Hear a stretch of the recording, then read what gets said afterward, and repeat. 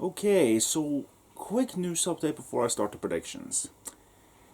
You know how I said that the match between Keith Lee and Karrion Kross wasn't really that. I didn't really like it all that much. Well, as it turns out, Karrion Kross at some point in the match got injured. They revealed that after the match that he had been diagnosed with a separated shoulder. So, yeah. Bad news for him. Just won the NXT Championship, and, well, we don't know for certain yet if he has to relinquish the title or not, but it's not a good thing for him to lose that title when things were starting to look up for him. Well, him to get injured when things started to look up for him. He hasn't lost the title yet. We don't know for certain. But anyway, enough about Karrion Kross, enough about NXT, because now it's time to move on to the main roster and talk about SummerSlam 2020. I waited as long as I could, but if I'm going to get this video out on time before SummerSlam starts, I should probably just get this going now. We're going to do predictions now, and if they throw me any curveballs like a pre-show match or something like that, then so be it. I don't really care about the pre-show anyway. So we have 8 matches to go through, so let's begin. And usually I start with the non-title matches, and I will do so as well. First match, Mandy Rose versus Sonya Deville. Now this match is a bit interesting because right up until this last Smackdown, this match had been built up for a while, and it actually had a very interesting stipulation on the second to last Smackdown before SummerSlam. They were going to do a hair versus hair match. Now, that was pretty interesting. I was wondering how we were going to go about it. However, that is no longer the case. It's no longer a hair versus hair match, because the match was changed. Now, I don't know in kayfabe the reason was basically it didn't feel Sonya just felt like Mandy didn't really care about the whole hair versus hair match. She wasn't going to be humiliated by losing her hair, and Mandy and Sonya knew she didn't care if she was bald or not. So instead, she changed the stipulation. However, I think the actual reason why they changed the one has more to do with what happened outside of WWE. Mainly that Sonya Deville and Mandy Rose were involved in a very scary situation. A creepy stalker entered into Sonya Deville's house with apparently the intention to kidnap her. He was caught by the police with rope and duct tape, and he had broken into her house. And was also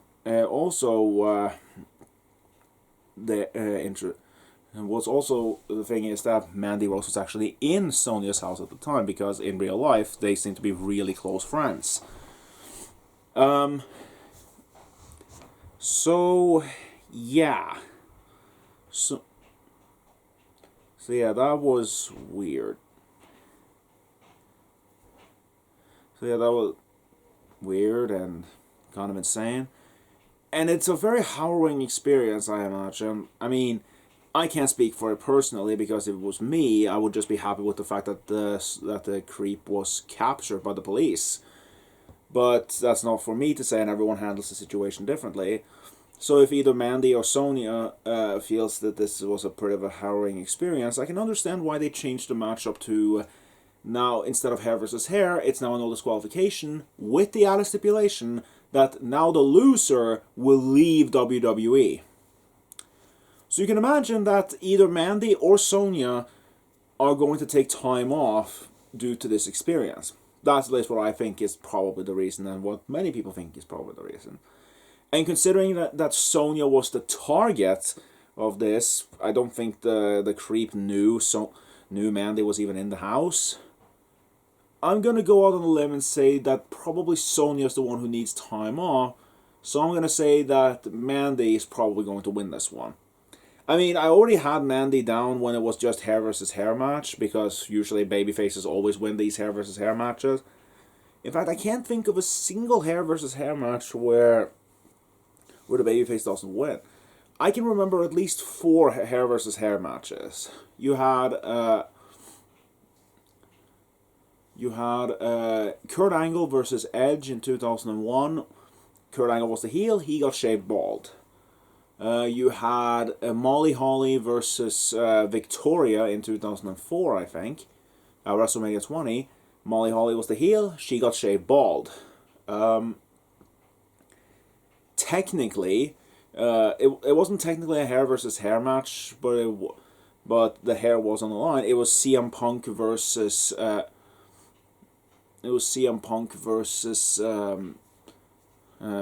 versus Rey Mysterio. It was actually hair versus Join the Straight Edge Society, and Punk lost. He was the heel. He got shaved bald. And there was another one. I distinctly remember there was another hair versus hair. Oh yeah, the most high profile one. Vince McMahon, represented by Umaga, versus Donald Trump. Oh sorry, President Donald Trump. Well, he wasn't president at the time, but he is now. Represented by Bobby Lashley. If you can believe it, despite how most people view him these days, Donald Trump was the face in this match, and certainly Bobby Lashley was the face. Vince McMahon's Umaga lost, which meant Vince McMahon got shaved bald. So yeah, mostly faces winning those matches. I don't know of any, but that's not really important because it's no longer a hair versus hair match. The loser's going to leave WWE, and as I mentioned, I think Sonya's the one who needs to take time, who probably wants to take time off. I could be wrong. It could be Mandy. Again, like I mentioned, Mandy was in the house at the time, but I think I'm ultimately going to say that Sonya is going to. I think I'm ultimately going to say that Sonya is the one who is taking time off. So Mandy's winning this match. And next up, we have a very interesting matchup. 15 years ago, at SummerSlam 2005, there was a ladder match between Rey Mysterio and Eddie Guerrero, who were fighting for the custody of Dominik. Dominik, who is, in real life, Rey Mysterio's son. But in storyline, they revealed that Eddie Guerrero was actually Dominik's biological father, so they decided to have a custody match, which Rey won. Cut to 15 years later. Dominik is now 23, I think, because he was 8 at the time of the match. He's 23, which means he's a year younger than me. That's weird to think about. And he has been involved in the storyline between Seth Rollins and Rey Mysterio. To the point now where Dominik Mysterio is actually going to have his first match at SummerSlam against Seth Rollins in a street fight. Dominik Mysterio with Rey Mysterio in his corner versus Seth Rollins with Murphy in his corner. So yeah, very interesting. Now, as for who's going to win this one, you might think, Dominik Mysterio, this is his first match. You probably want, and he seems to be interested in actually wrestling full time, so you'd imagine he's probably going to win. But I don't think so. I think what they're doing here is Seth Rollins is going to end up winning this match. After all, it's a street fight, so anyone can get involved. Rey is kind of handicapped with having only one eye after the eye for an eye match. And I think overall the numbers game will allow Seth Rollins to win this match. And of course, it's a street fight, so anything goes. But I think ultimately what they're going to do is have Dominik put on a very good performance, ultimately with Seth Rollins winning, and then all this interference will lead to a match at the next pay-per-view, which is actually next Sunday. So expect another prediction video for that pay-per-view, because I resubscribed to the network. Normally I would just quit after SummerSlam because I wasn't actually planning on watching SummerSlam for a little while. But now I am, and since the subscription runs until the next month, I might as well watch Payback as well. And at Payback, I'm expecting to have father and son versus the Messiah Maniacs. Sorry for stealing that one, Brian Zane. But yeah, Seth Rollins and Buddy Murphy versus Ray and Dominik Mysterio. No, at Payback. That's what I think is going to happen. But as for this match between Seth Rollins and Dominik, I'm going to say Seth Rollins is picking up the win. I could be wrong, but that's what I think is going to happen. Next up, we start with the title matches, and first up we have a rematch from a few weeks ago on Raw.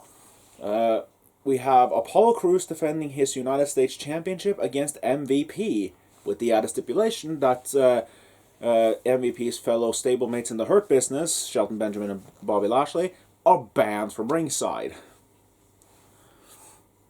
And I'm pretty certain from what I've seen from the build-up, this is a pretty easy one to call. Apollo Crews is going to retain. He's going to retain, and then later, and then probably a Payback, we're getting another title match, him versus Bobby Lashley, where Bobby Lashley will win the United States Championship. The reason I think that is because they recently had a 6-man elimination match.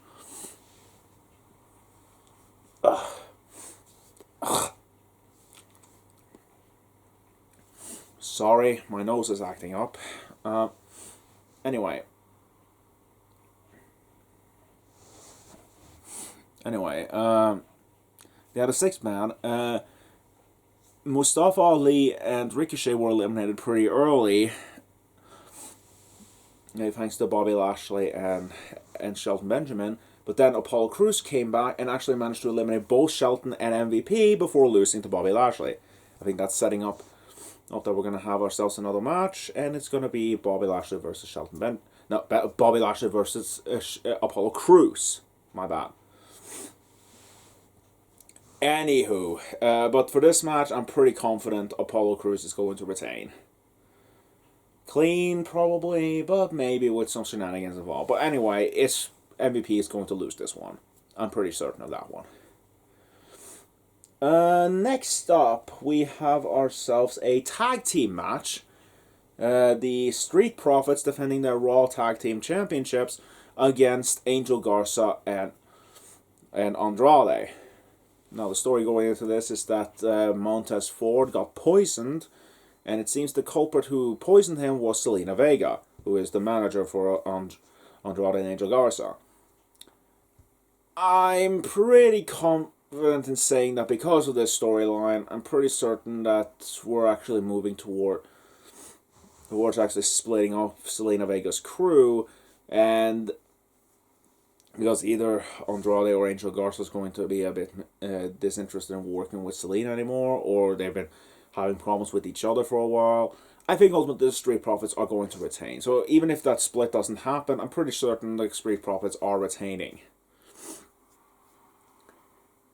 If nothing else, we'll probably see some sort of kerfuffle between Bianca Belair and Selena Vega, which ultimately will lead with the Street Profits winning. That's what I think. I'm pretty certain the Street Profits are going to retain. Let's see, what else do we have?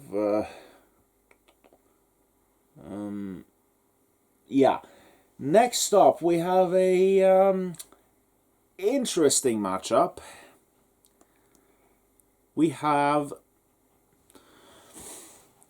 a double header. We have sort of a double header. We have Bayley and Sasha Banks defending their respective championships against the same opponent. You see, a couple of weeks ago, Asuka challenged Sasha Banks in a rematch for the Raw Women's Championship, and Sasha was willing to give it to her if she could beat Bayley in a match. She did, and now she was the #1 contender.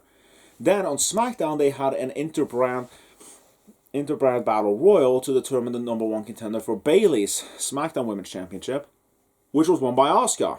So she's facing both of them. Not at the same time, mind you. There will be separate matches. And on Raw, Bayley announced she's going to face Asuka first. Then she backpedaled a little bit on SmackDown. But in a beat the clock challenge against Naomi, she ended up losing her match while Sasha won. So she is going to face Asuka first.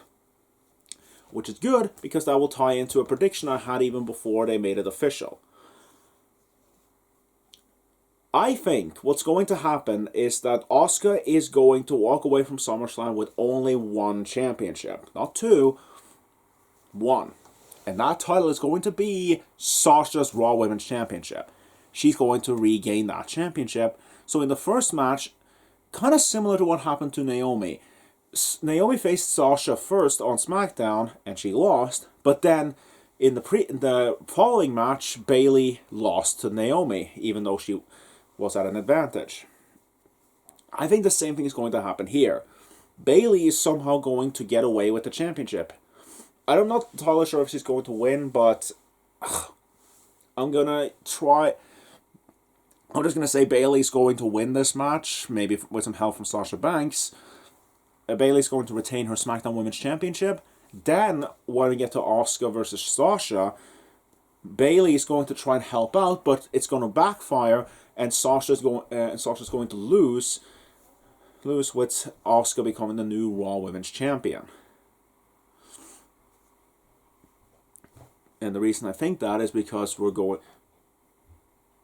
to see, because we've already planted the seeds here for a feud between Shayna Baszler and Asuka going forward. Because Shayna pointed out that she didn't really want to fight Asuka until she got the title back. And that's a feud I'm very interested in seeing.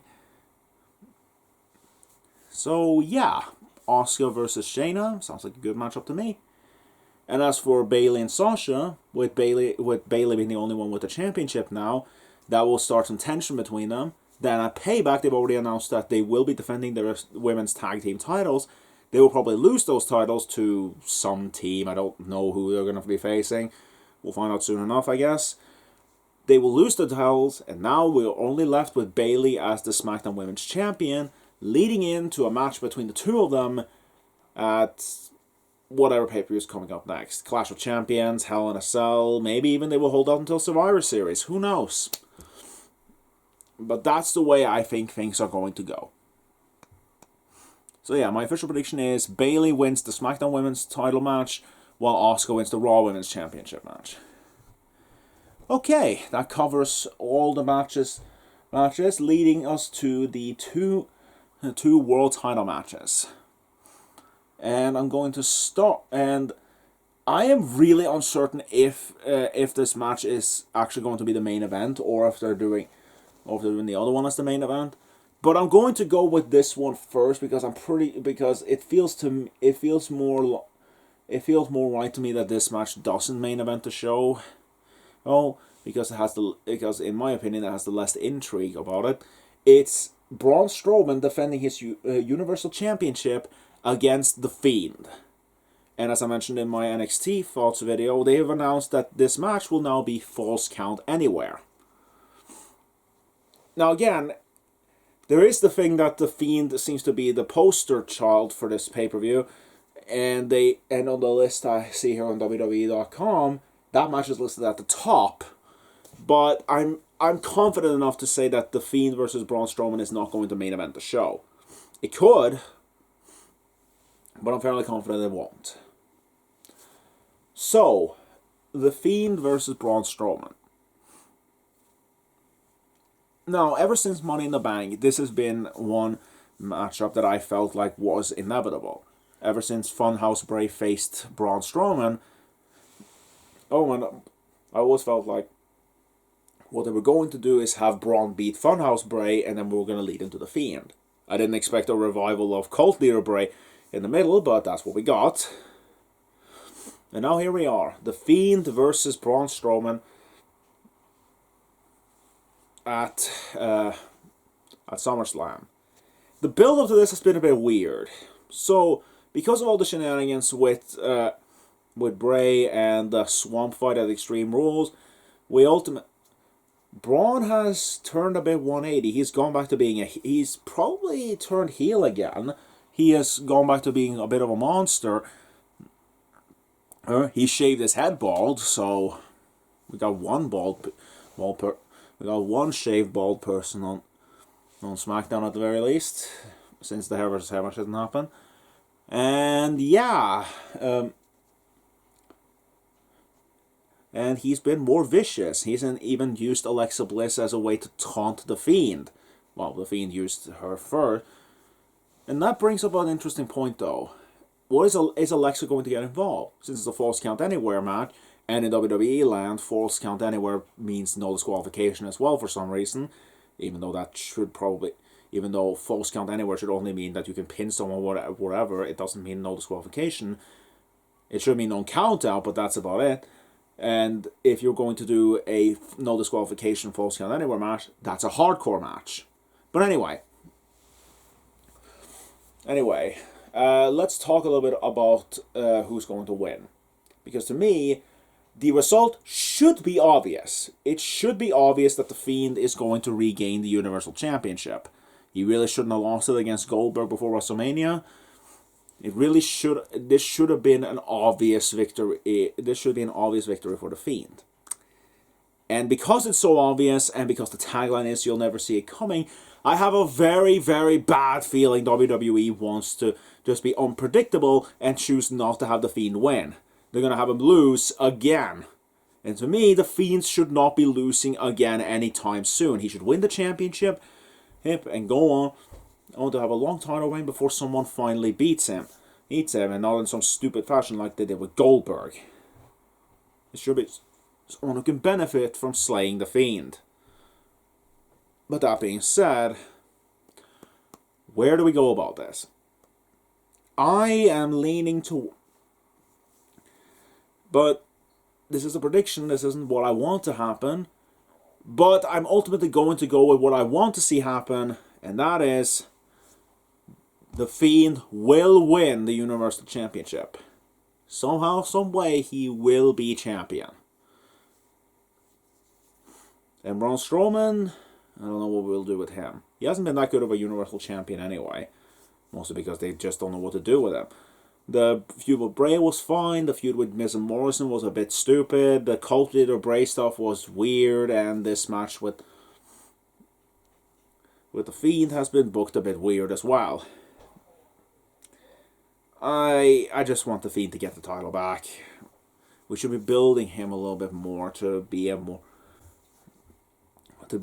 looming monster who someone needs to slay to get the title back. So yeah, I'm going with the Fiend on this one. I'm not as confident as I would be, but I am going for it. Which leads us to what I thought would be the main event, especially considering the tagline. You'll never see it coming. Who has a finisher that's usually out of nowhere? Randy Orton, who is facing Drew McIntyre for the WWE Championship. Now, a little bit of backstory.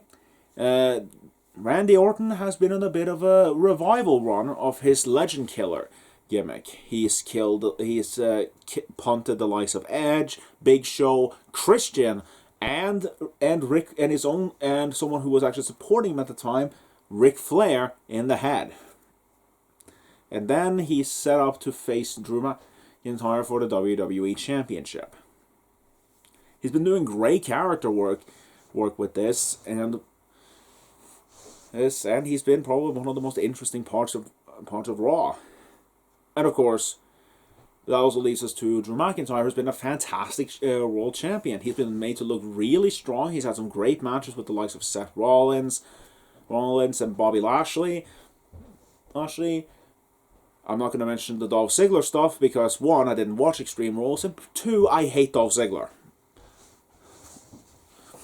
But that being said, Drew McIntyre has been cutting great promos. He's been a great champion. So now the big question is, do you want to give Randy Orton the championship? I mean, he is the most interesting part of Raw, and a championship run could really help his character here. But Drew McIntyre has also been a really good champion, and do you really want to take that away from him? It's a tough decision, but I think ultimately I'm going to present two scenarios that will explain where I'm going. I think that the story going after SummerSlam will either be that they're setting up Drew McIntyre to lose the championship, and whenever crowds are coming back, live crowds are coming back, and WWE is pushing really hard for it. So I'd imagine, even with how stupid it is to get live fans back, WWE will probably get something at some point, and then they will have Drew McIntyre's second coronation happen there. He will become WWE champion again in front of a raucous crowd.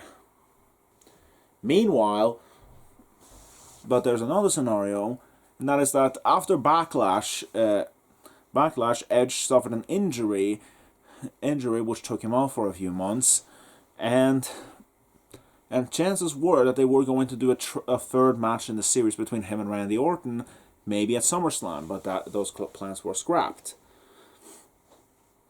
And I think that one thing they could be doing, either at Survivor Series, the Rumble, or possibly even WrestleMania 37, is to have the third match be for the WWE Championship. Randy Orton versus Edge.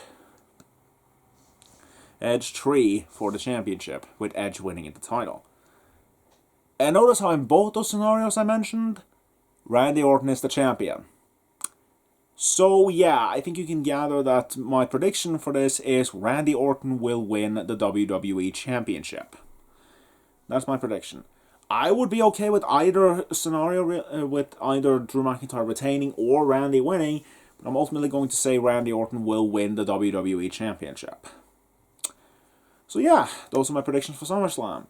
If you want a quick rundown of who I'm choosing, in case you forgot, I'm picking Mandy Rose, Seth Rollins, Apollo Crews to retain, the Street Profits to retain, Bayley to retain, Asuka to win the Raw Women's Championship, The Fiend to win the Universal Championship, and Randy Orton to win the WWE Championship. I'll see you with my thoughts after SummerSlam is over.